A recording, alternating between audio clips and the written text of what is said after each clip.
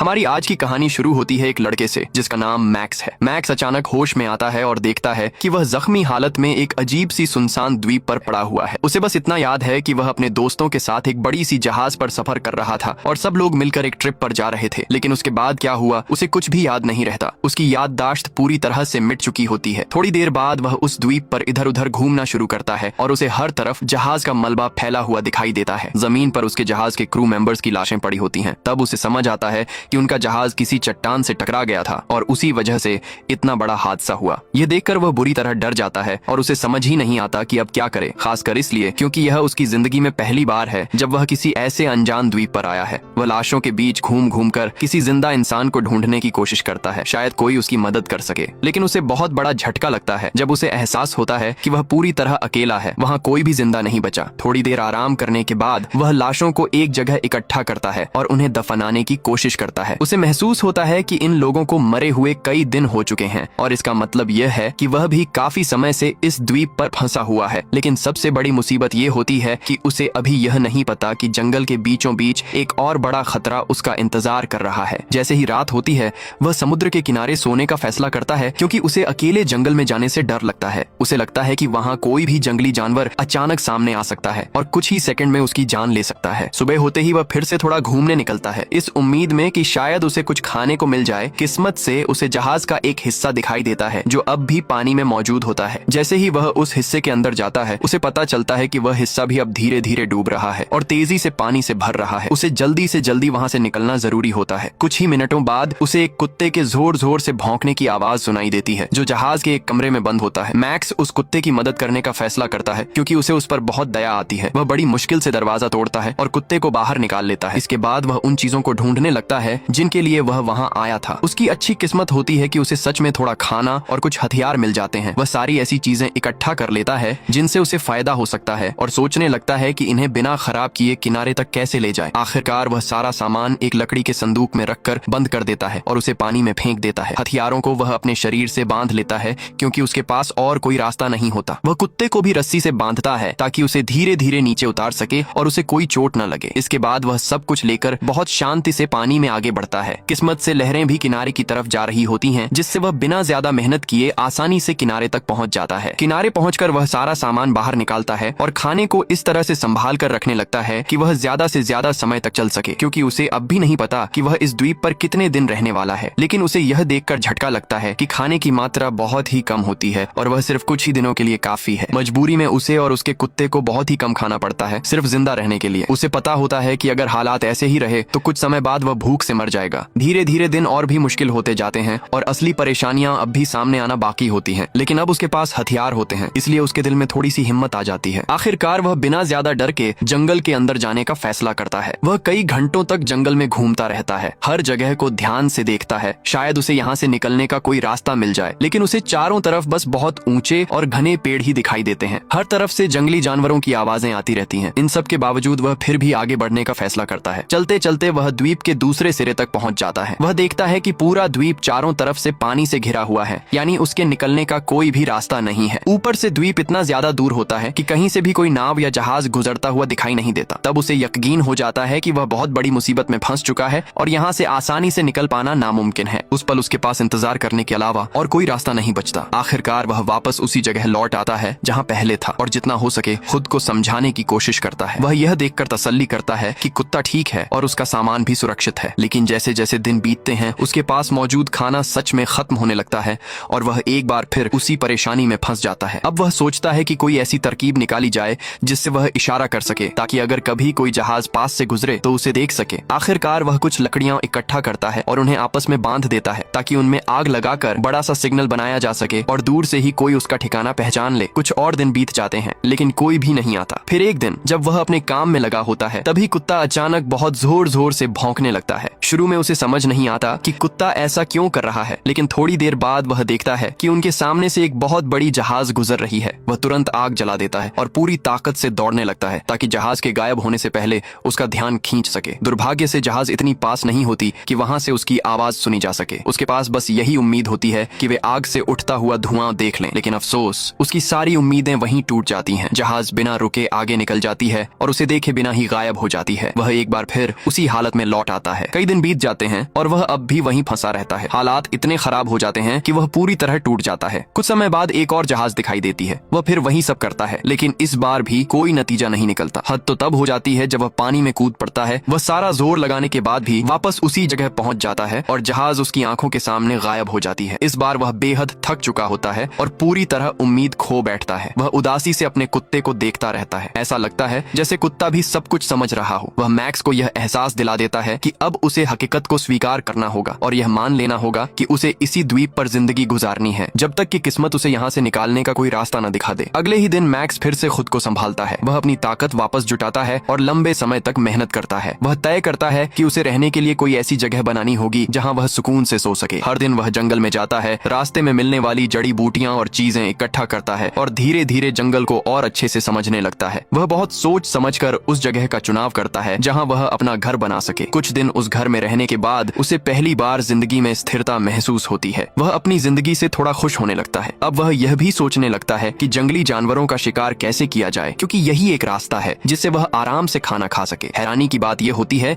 कि वह शिकार के लिए अपने हथियारों का इस्तेमाल नहीं करता। वह पुराने जमाने के तरीकों से शिकार करना सीखना चाहता है। उसे यह सब सीखने में काफी लंबा समय लग जाता है, लेकिन धीरे धीरे वह इस जिंदगी का आदी हो जाता है जिसे वह रोज निभाता है और उसमें उसे सुकून भी मिलता है। काफी लंबा समय इसी तरह बीत जाता है। आखिरकार उसका घर पूरी तरह बनकर तैयार हो जाता है। बस कुछ छोटी मोटी चीजें बाकी रहती हैं। वह उस घर में कई महीनों तक रहता है। अब उसे ऐसा लगने लगता है कि वह इस द्वीप का ही एक हिस्सा बन चुका है। उसे किसी भी चीज का डर नहीं लगता। उसका दिल मजबूत हो चुका होता है। फिर भी उसके दिल के किसी कोने में एक छोटी सी उम्मीद जिंदा रहती है कि शायद कोई अजनबी एक दिन आए और उसे यहाँ से बचा ले। हर रात वह समुद्र के सामने बैठकर आराम करता है और सूरज के डूबने का नजारा बड़े ध्यान से देखता है। उसे खुद पर हैरानी होती है कि वह इतने लंबे समय तक इस द्वीप पर बिल्कुल अकेला बिना किसी मदद के जिंदा रह पाया। और एक दिन जब वो सुबह सुबह अपने कुत्ते के साथ टहल रहा होता है तो अचानक वो चौंक जाता है, क्योंकि उसे जमीन पर बहुत अजीब से निशान दिखाई देते हैं। वो और ज्यादा हैरान हो जाता है क्योंकि पैरों के ये निशान बहुत बड़े होते हैं और बिल्कुल भी इंसानों जैसे नहीं लगते। उसे महसूस होने लगता है कि शायद इस द्वीप पर उसके अलावा कोई और भी मौजूद है। ये सोचकर वो बहुत डर जाता है और घबरा जाता है। वो पागलों की तरह हर जगह ढूंढने लगता है और चलते चलते जंगल के बिल्कुल बीच पहुंच जाता है। वहाँ उसे हर तरफ से अजीब अजीब आवाजें सुनाई देने लगती हैं, जैसे कोई खास तरह की मंत्र सी बातें बोल रहा हो। वो और ज्यादा हैरान हो जाता है जब उसे चारों तरफ लकड़ी के बने हुए औजार बिखरे हुए मिलते हैं और उसे साफ समझ आ जाता है कि ये सब उसने नहीं बनाया। अब उसे पूरा यकीन हो जाता है कि जंगल में कोई और मौजूद है और उसकी जान खतरे में पड़ सकती है। फिर भी वो हिम्मत करके आवाज के स्रोत के पीछे पीछे चलने का फैसला करता है। काफी ज्यादा मेहनत के बाद वो आखिरकार उस जगह पहुंच जाता है जहाँ से आवाज आ रही होती है। वो छिप जाता है और जो देखता है उससे दंग रह जाता है। वहाँ एक बहुत अजीब सी जनजाति होती है जो नाच रही होती है और कुछ खास रस्में निभा रही होती है। उन्होंने एक आदमी को पकड़ रखा होता है और उसे बलि देने की तैयारी कर रहे होते हैं। वो समझ जाता है कि ये लोग कुर्बानी चढ़ाते हैं और उसे ये जानकर और ज्यादा झटका लगता है कि उन्होंने कई लोगों को पेड़ों से बांध रखा है और सबको मारने का इरादा रखते हैं। मैक्स पूरी कोशिश करता है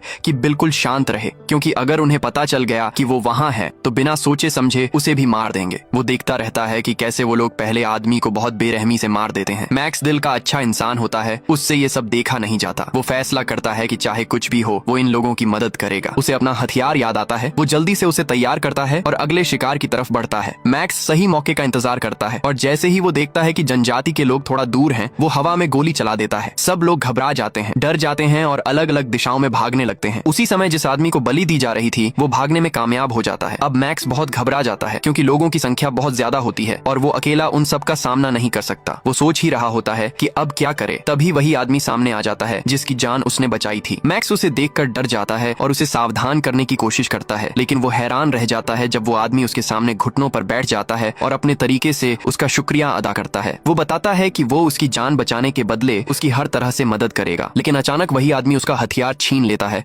और उसे उसी से डराने लगता है। मैक्स बहुत घबरा जाता है, लेकिन थोड़ी देर बाद उसे समझ आता है कि उस आदमी को हथियार चलाना ही नहीं आता और वो उसे गलत तरीके से पकड़ रहा है जिससे वो खुद को ही मार सकता है। मैक्स उसे शांत करने की कोशिश करता है और समझाना चाहता है कि वो उसे नुकसान नहीं पहुंचाना चाहता। बड़ी समस्या ये होती है कि दोनों अलग अलग भाषाएं बोलते हैं और एक दूसरे को बिल्कुल नहीं समझ पाते। इसी वजह से वो आदमी भी तय नहीं कर पाता कि मैक्स उसका दुश्मन है या दोस्त। काफी देर तक बिना समझे समझाए बात करने के बाद मैक्स को एक अच्छा आइडिया आता है। वो अपनी जेब से कुछ फल निकालता है, जमीन पर रख देता है और थोड़ा पीछे हट जाता है ताकि ये दिखा सके कि वो उसे नुकसान नहीं पहुंचाना चाहता। आखिरकार वो आदमी उसकी बात समझ लेता है और खाने के लिए आगे बढ़ता है, लेकिन उसी वक्त जनजाति के बाकी लोग वहाँ पहुंच जाते हैं, उसे पकड़ लेते हैं और बहुत बेरहमी से पीटने लगते हैं। मैक्स मजबूर हो जाता है उसकी मदद करने के लिए। वो एक एक करके गोलियां चलाने लगता है, लेकिन उसे जल्दी ही एहसास हो जाता है कि लोगों की संख्या बहुत ज्यादा है और वो अकेला नहीं जीत पाएगा, खासकर इसलिए क्योंकि उसकी बंदूक एक बार में सिर्फ एक ही गोली चलाती है। किस्मत से वो आदमी भी हथियार चलाना सीख जाता है, दूसरा हथियार उठा लेता है और मैक्स की मदद करने लगता है। अब दोनों मिलकर हर उस इंसान पर गोली चलाते हैं जो उनके पास आता है और आखिरकार सबको मार गिराते हैं। मैक्स बहुत खुश होता है और उसे लगता है कि आखिरकार उसे इस द्वीप पर एक दोस्त मिल गया है जो उसके दिन आसान बना देगा। लेकिन तभी उसे एक बड़ा झटका लगता है जब वो देखता है कि उसके साथ खड़ा आदमी एक लाश के पास जाता है और वो एक बड़ा सा मांस का टुकड़ा उठाता है और बिल्कुल नॉर्मल तरीके से खाने लगता है। मैक्स को डर लगने लगता है कि कहीं वो खुद अगला शिकार न बन जाए, इसलिए वो तुरंत अपने घर की तरफ वापस भागता है। वहाँ पहुंचकर वो अपने घर के चारों तरफ जाल और फंदे लगाना शुरू कर देता है और हर वक्त खुद को बचाने के लिए तैयार रहने लगता है। उसे पता होता है कि अगर वो आदमी भूखा हुआ तो उसे ढूंढते हुए यहाँ तक जरूर आएगा। मैक्स ये भी जानता है कि वो आदमी इंसानों का मांस खाता है, इसलिए उस पर बिल्कुल भरोसा नहीं किया जा सकता। किसी भी वक्त वो उसे मार सकता है, खासकर अब जब उसके पास हथियार भी है और वो उसे चलाना भी सीख चुका है। इसी डर की वजह से मैक्स बहुत सारी ऐसी चीजें करता है जिससे वो खुद को सुरक्षित रख सके और घर में आराम से रह सके। हैरानी की बात ये होती है कि कई दिन बीत जाते हैं लेकिन वो आदमी फिर कभी दिखाई नहीं देता। फिर महीने भी निकल जाते हैं और उसका कोई पता नहीं चलता। इससे मैक्स और ज्यादा परेशान हो जाता है और उसके मन में जिज्ञासा पैदा होती है कि आखिर उस आदमी के साथ हुआ क्या। आखिरकार वो हिम्मत करके फिर से जंगल में जाता है। वो काफी देर तक चलता रहता है पूरी सावधानी के साथ और उसे पता होता है कि अगर वो आदमी सामने आ गया तो उसे गोली चलानी पड़ेगी। लेकिन तभी वो एक फंदे में फंस जाता है और एक पेड़ से लटक जाता है।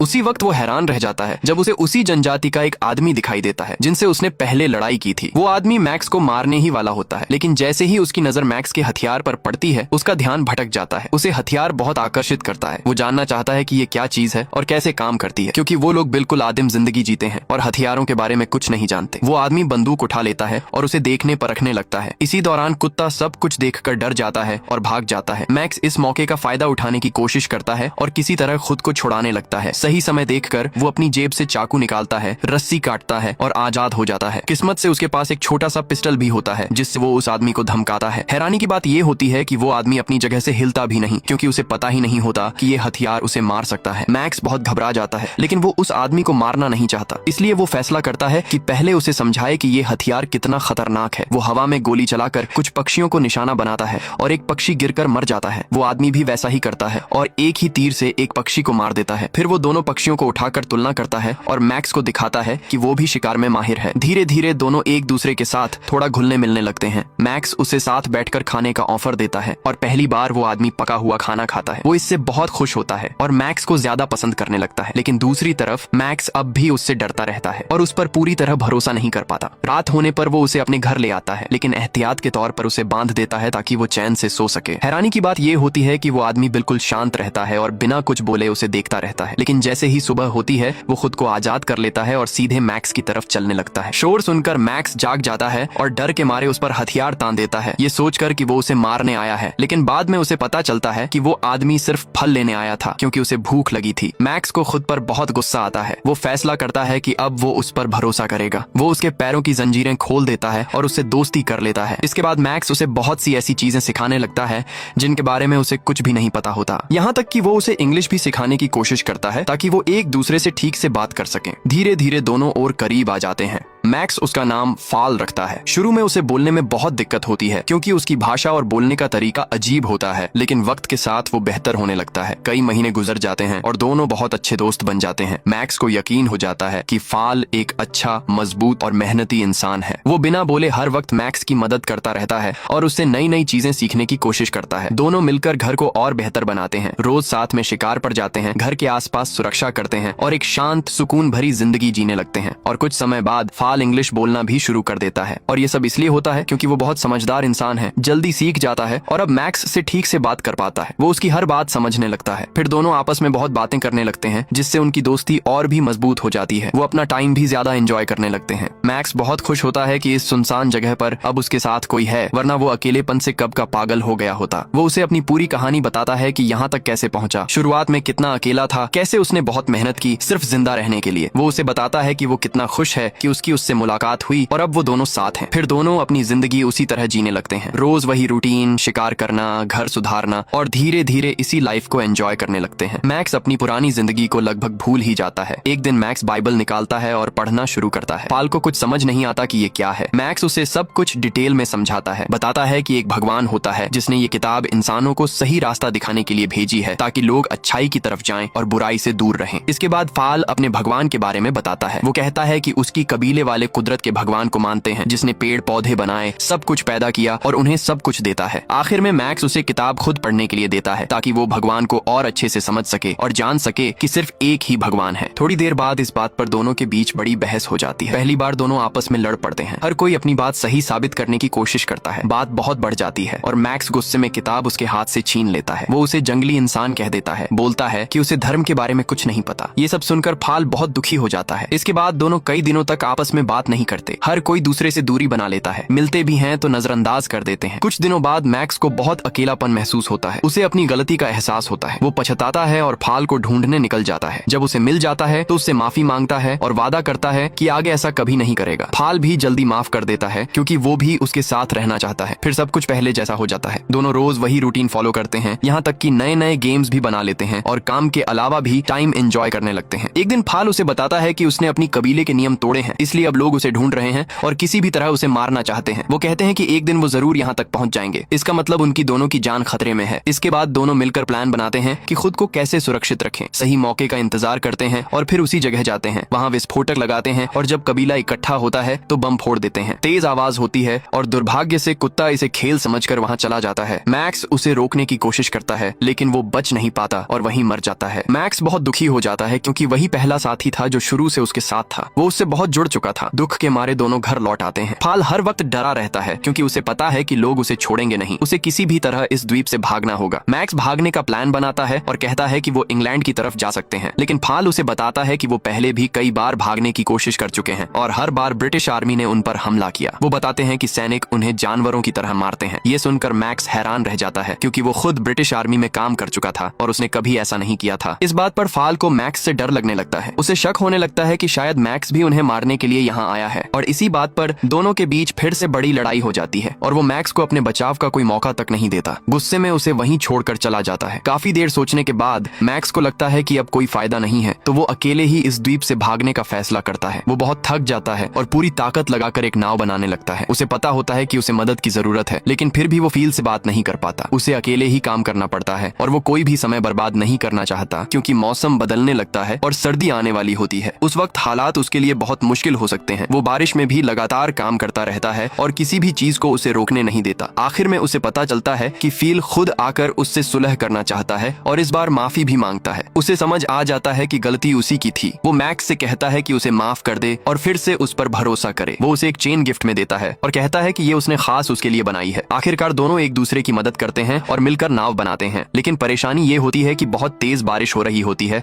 और समुद्र की लहरें बहुत ऊंची होती हैं, इसलिए उन्हें जल्दी घर वापस लौटना पड़ता है क्योंकि समय सही नहीं होता। इससे भी बड़ी मुसीबत ये होती है कि उनका घर मौसम और बारिश की वजह से गिरने लगता है। अगली सुबह वो देखते हैं कि सब कुछ पूरी तरह तबाह हो चुका है। दोनों की हालत बहुत खराब हो जाती है और उन्हें समझ नहीं आता कि अब क्या करें। उन्हें लगता है कि उनकी सारी मेहनत बेकार चली गई। फील को पता होता है कि उसकी कबीला किसी भी वक्त उन पर हमला कर सकता है, इसलिए वो मैक्स से तैयार रहने को कहता है। दोनों मिलकर खुद को बचाने की योजना बनाते हैं। वो हर जगह जाल बिछाते हैं और किसी भी तरह खुद को सुरक्षित रखने की कोशिश करते हैं। अब तक जो कुछ भी उन्होंने सीखा होता है सब इस्तेमाल करते हैं। वो दिमाग लगाकर हर तरफ अजीब अजीब ट्रैप और चालें लगाते हैं, फिर शांत होकर बैठ जाते हैं और कबीले के आने का इंतजार करते हैं। अगली सुबह सच में कबीला आ जाता है और उन्हें बिल्कुल अंदाजा नहीं होता कि हर तरफ जाल लगे हुए हैं। कुछ ही मिनटों में उन पर लकड़ी की नुकीली कीलें गिरने लगती हैं, जिससे कई लोग मर जाते हैं। कुछ आग की वजह से भी मर जाते हैं। प्लान बिल्कुल वैसा ही चलता है जैसा उन्होंने सोचा था। तभी कबीले का एक आदमी पीछे से आता है और मैक्स पर तीर चला देता है। मैक्स को बहुत दर्द होता है और वो जमीन पर गिर जाता है। फिल को उस पर बहुत अफसोस होता है और वो उस आदमी को जल्दी से मार देता है। फिर दौड़कर मैक्स के पास आता है, कुछ जड़ी बूटियां लाता है और उसके जख्म का इलाज करने की कोशिश करता है, लेकिन जख्म बहुत गहरा होता है और उसे समझ आ जाता है कि किसी और की मदद जरूरी है। वो कबीले की एक छोटी नाव लेता है और मैक्स को लेकर दूसरी जगह चला जाता है। वो एक बिल्कुल अलग कबीले तक पहुंच जाते हैं। वहाँ लोग जैसे ही मैक्स को देखते हैं उसे ब्रिटिश आर्मी का आदमी समझ लेते हैं और पकड़ने की कोशिश करते हैं। तभी फील उन्हें शांत करता है और पूरी बात समझाता है कि वो घायल है और उसे जल्दी इलाज चाहिए। इलाज के बाद फील मैक्स को बताता है कि अब उसे लड़ना पड़ेगा और जो जिंदा बचेगा वही यहाँ से बाहर जाएगा। कुछ दिनों बाद मैक्स ठीक हो जाता है और अपने पैरों पर खड़ा हो पाता है, लेकिन अफसोस की बात ये होती है कि उसे अपने इकलौते दोस्त फील से ही लड़ना पड़ता है। दोनों अपनी पूरी कोशिश करते हैं, तभी अचानक मैक्स के हाथ से तलवार गिर जाती है। वो सच्चाई स्वीकार कर लेता है और समझ जाता है कि यही उसका अंत है। जिस पल फील को उसे मारना होता है वो ऐसा करने से मना कर देता है। बिना सोचे समझे हथियार नीचे रख देता है। वो अपने सबसे करीबी दोस्त को मारना नहीं चाहता, लेकिन दुर्भाग्य से अंत बहुत बुरा होता है, क्योंकि तभी ब्रिटिश आर्मी आ जाती है और फील को मार देती है, साथ ही पूरी कबीले को भी खत्म कर देती है। मैक्स को बचा लिया जाता है। आखिर में मैक्स उनके साथ अपने देश वापस लौट जाता है, लेकिन वो जो कुछ भी उसके साथ हुआ था उसे कभी नहीं भूल पाता। वो उससे बहुत प्रभावित रहता है और पूरी जिंदगी उदास रहकर जीता है। और यहीं पर आज की हमारी कहानी खत्म होती है। आगे भी ऐसे नए वीडियो और सारांश के लिए इंतजार करते रहिए।